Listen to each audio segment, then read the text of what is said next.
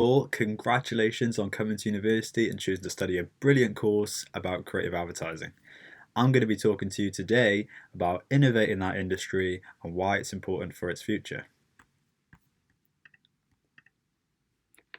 The behavior of consumers is changing. Environmental, ethical, waste, and the economy all point to some damning indicators. According to a study by the Journal of Macro Marketing, we are moving towards a future in which our culture is going to shift away from consumerism quite dramatically. Young adults, in particular, are opting for buying less, buying second-hand, and more mindful of their purchases than previous generations. The fall of the high street is not just a result of online shopping. The jobs that young people have today are very different to previous generations. They're often minimum wage, with 0-hour contracts. There is less disposable income. They're a bit more conscious of where their money goes. And if you combine this with being more socially aware and thinking about the ethics of what they're buying, this doesn't bode well for endless consumerism. And why is that important to you? Well, this is currently what advertising is based around. You see, advertising is about selling happiness, a basic human want we all look for once our needs of food, water, shelter, and security are met. The idea to finally be the person you want to be, the person who is happy, that you must buy into a lifestyle for that is fundamental to the most compelling advertising. To show you the kind of person that you would become, advertisers play on your wants and needs. Think about how aftershave and perfume is advertised. It's sold on like a feeling. Think about how cars are advertised. It's sold on like a lifestyle and the person that you could be, the family and the places that you'll be going, etc. As a result of this advertising, you buy into a product. Advertising creates a scenario where you buy into a product to become a certain person, and you believe that it will make you into that person because of what you've seen or what you heard. However, the novelty doesn't last forever. A new car eventually just becomes a car. This is crucial for advertising at the moment because it means that you are constantly looking for the next thing. In an economy centered around consumerism, this is perfect because you're obviously going from one thing to the next, constantly looking for happiness. I want to buy this and then I need this. If I have that car, now I need a bigger car. If I have the house, I need a bigger house. If I have these clothes, makeup, whatever. If this is subject to change, what does that mean for advertisers? The pairing of advertising with consumerism has led to the industry becoming extremely important for all businesses. It's the only way to build an emotional bond between your brand and the consumer. If you create that level of trust, then the products become less important and you can guarantee that you're going to sell them anyway. Think about Apple.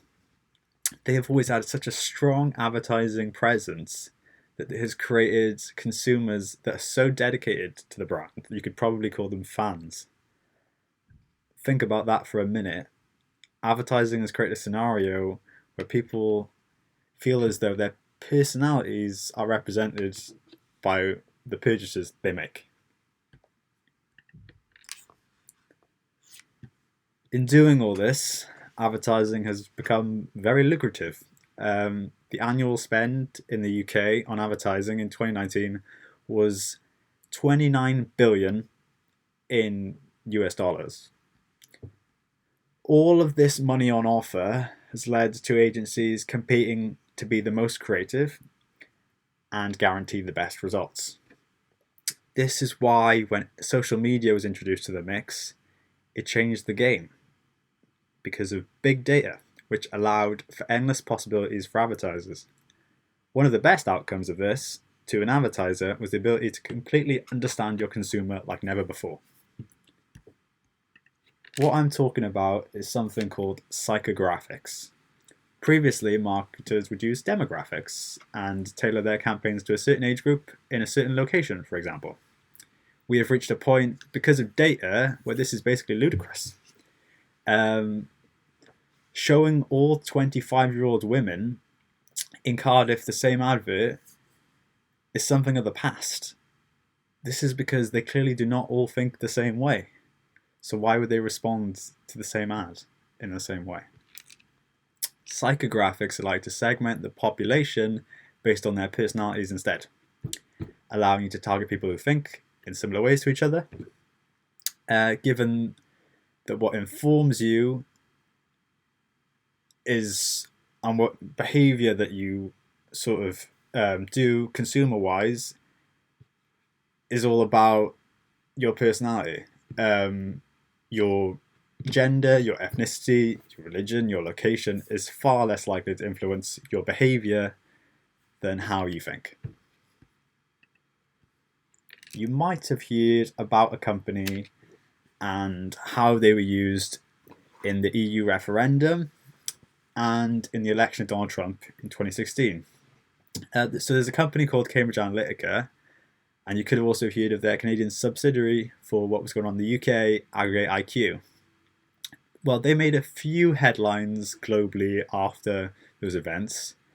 They used loopholes in Facebook to steal data from millions of people. But what they were doing with that data wasn't illegal. It's the same thing that a lot of advertisers do. The problem being it hadn't ever been done in the West to affect democracy before. So that's why it was such a big issue. Essentially, though, you can compare Facebook activity and psychology, and you can identify certain characteristics of certain traits.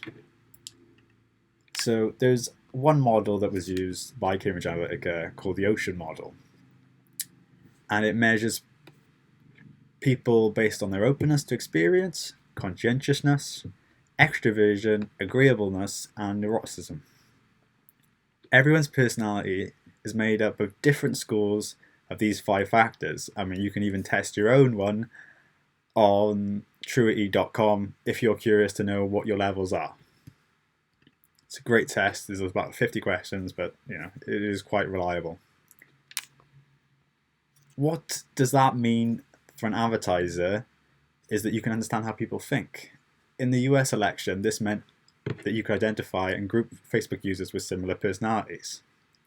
For example, those with highly neurotic and highly conscientious minds, they would be shown a completely different message to someone who was highly agreeable or highly open.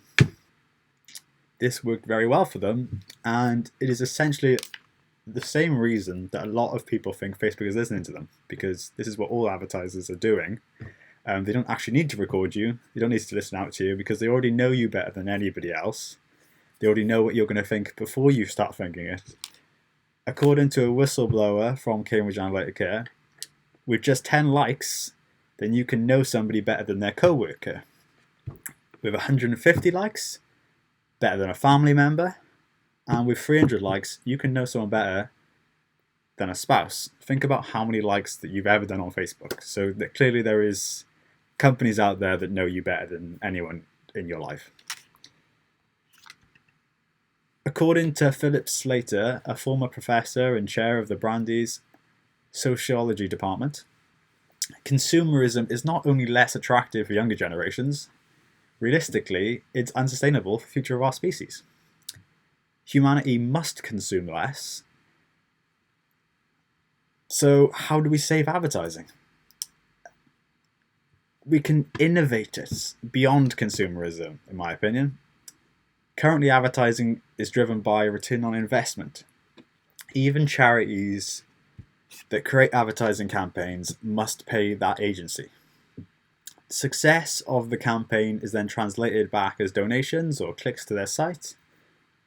Fundamentally, changing society is not immediately clear in terms of how it's making money. However, I would argue that's actually quite a restrictive way of thinking. Advertising isn't just about selling things, it's the art and it's the science of persuasion. It can do far more for us than the industry currently realizes. One example that I'm talking about could be mental health. Currently, charities like Mind spend money on advertising to get you to use their platform as and when you need it. I believe because of what Cambridge Analytica did, the advertising itself could make a difference in people's lives. Facebook has a big flaw. It is known to negatively impact the mental well-being of especially young users.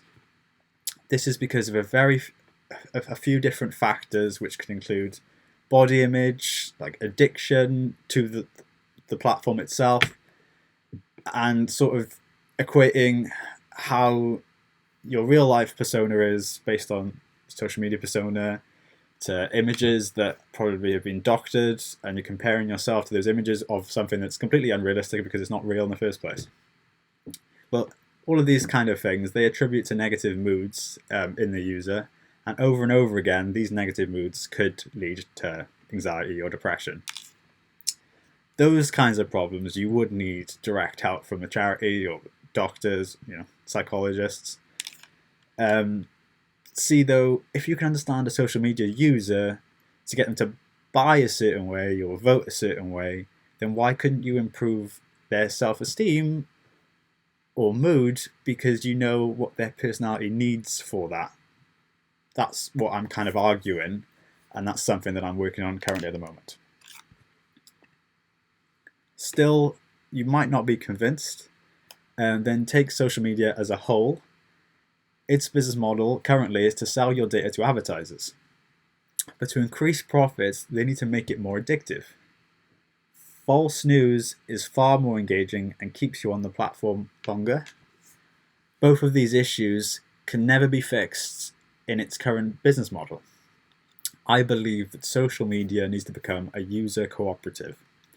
The user needs to be the owner. The dividends they received would be based on how much data they would like to give to the advertisers.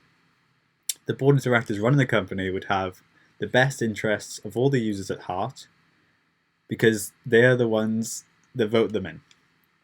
The shareholder and the user would be one and the same. I mean, realistically, Mark Zuckerberg would never hand over Facebook. That he has too much money tied into it. Obviously, probably other shareholders as well that have probably huge amounts of money tied into the company. But if you create a similar platform with similar services with the promise that every user gets paid, it's more than likely that most people would do it.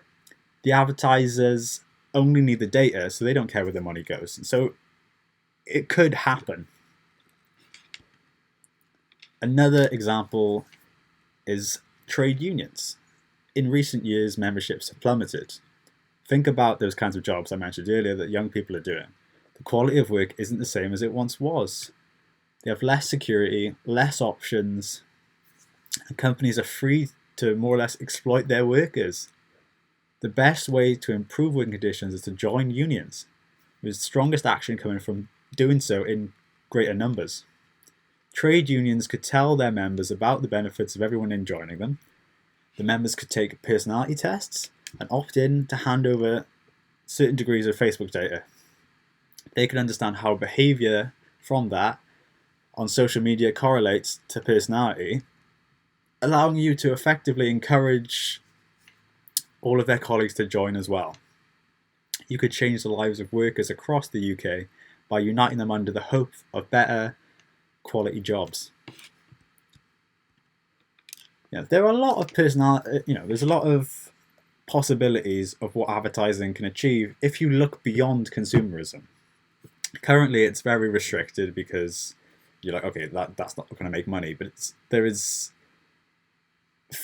so much beyond it, because in agencies at the moment, they are companies and they can't think this way. So coming from before you enter an agency, this is when you should be having these sorts of ideas, these sorts of feelings, because then you're not restrained.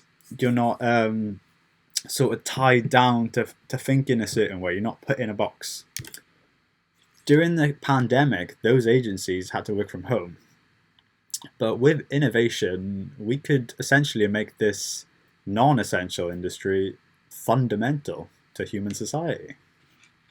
I mean, if you want to learn more about what I've been saying, then you could go to my blog, theadtivist.wordpress.com, and there are the sources that from some of the stuff that I've been saying today, and all of the images that I've used on my slides were from unsplash.com, and they're all free to use, and I would encourage you to use them in your projects.